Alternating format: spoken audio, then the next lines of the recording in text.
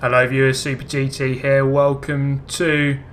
I can tell you what it isn't. It isn't going to be the cleanest race that has ever happened. So before we even get to the start line, carnage has already ensued and, well, pretty much everyone's just span out here. Then heading into the first corner proper, that couple of guys rolled. Oh my god, did you see the height that guy got? And then we've got maybe 1, 2, 3, I count about 6 or 7 people, maybe more, in the grass. Now you're probably wondering what the hell is going on. Now what is happening here is everyone has got a ridiculous tune on their car. Oh my god, another guy goes flying over. Okay, so this is the Ford Bronco, and then you get a tune called the Jelly tune. The car handles like absolute crap. Well, it just doesn't handle really. You turn a little bit and it will just flip over. And then going into the hammerhead, completely rolling over onto my front. I don't know where the hell I am. We forced cockpit view on. I think there's someone on my right hand side there, upright. Yeah, someone there. I can't seem to get away before getting smashed again. And, well, this isn't going well at all. School bus goes flying into the barriers. All I can see is sky and smoke. Not much else other than all this carnage. My window is cracking and I'm in the barrier. Let's try and get out of that. Right, let's try and get away now properly. You have to be so careful when you're turning here, because you turn the tiniest amount, the car will just flip over on its side. Okay, so I've got a bit of space here behind, and if you brake, I'm in the bush.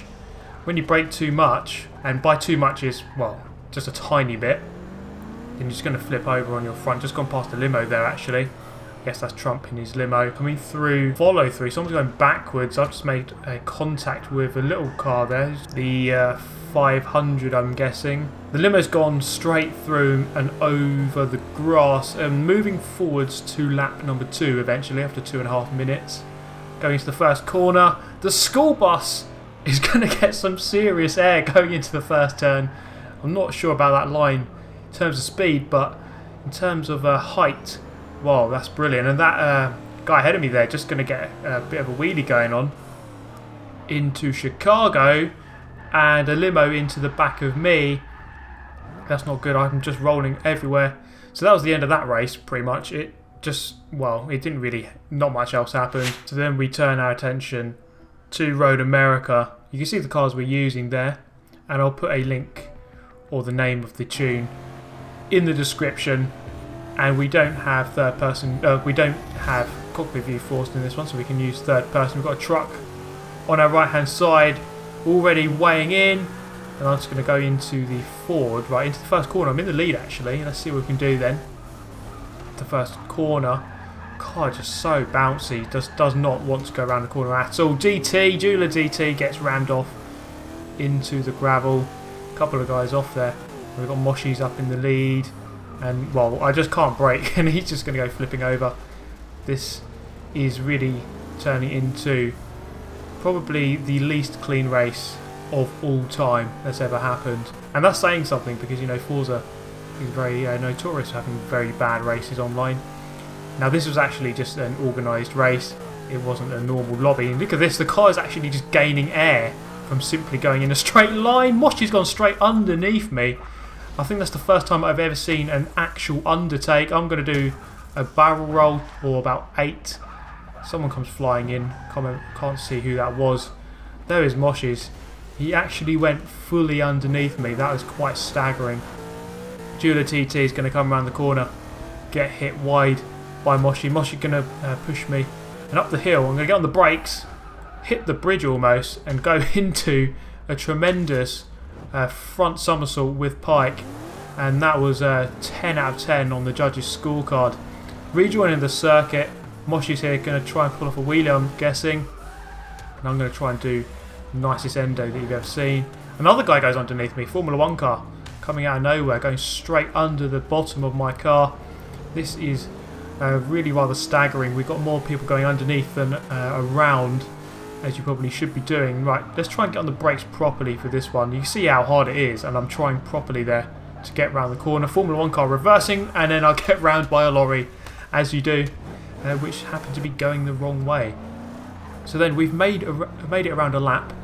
3.5 minutes later, up onto two wheels, and we've got a couple of guys here going up and down the main straight, not really bothering about the race. So then we're going to try and join in here, I guess, as we go up the main straight. Oh my god, look at that air. That is Moshi's, I think. And there was another guy a bit further ahead who got some serious air as well. And then we have the Fiat into the lorry, not really standing a chance. There's always going to have one winner in that collision. So then it's turned into a two-way race between myself and Mr. Jula DT, the fastest man in Greece, as we head into the second corner. Who is going to come out on top here? We've both got our cars just about under control. DT getting two wheels around there, going up onto two wheels. Now it's a drag race down the second straight. Who can keep their cars under control? Are we going to get some more air? Just making contact with the back of him, and we're just going to go off onto the grass. We're both into the wall. Actually, we managed to keep it going in a straight line. He's bouncing all over the place here.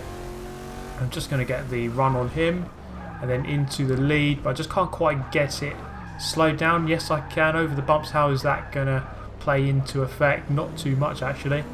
So now we have a bit of a lead over DT coming up the hill. We're just going to try and hit the bridge, but actually it doesn't have a hitbox. You can't hit that bridge. Quite annoyingly, actually. I was hoping that you'd be able to go into it and kill some spectators, but that is not the case. Is this guy trying to ram me? Not quite. Well, he probably was, but he failed in his attempt. Moving round into the carousel. Can we hit this bridge? The answer is no. Again, they didn't program the hitbox on that, but I'm a bit disappointed. So that is something that Turn 10, if you're watching, you do really need to program hitbox onto those bridges, because I look forward to trying to hit them on Forza 7. So they're moving ahead to a bit further round. This is a staggering overtake up on my front two wheels. The DT is going to quickly reclaim his lead there. So then trying to rewrite myself. Actually, I'm back in the lead by the time we get to the next corner. On two wheels onto the grass. DT going back past into the lead. Now biting stuff here, but he just can't quite keep control of his Bronco. Going around the second to last corner.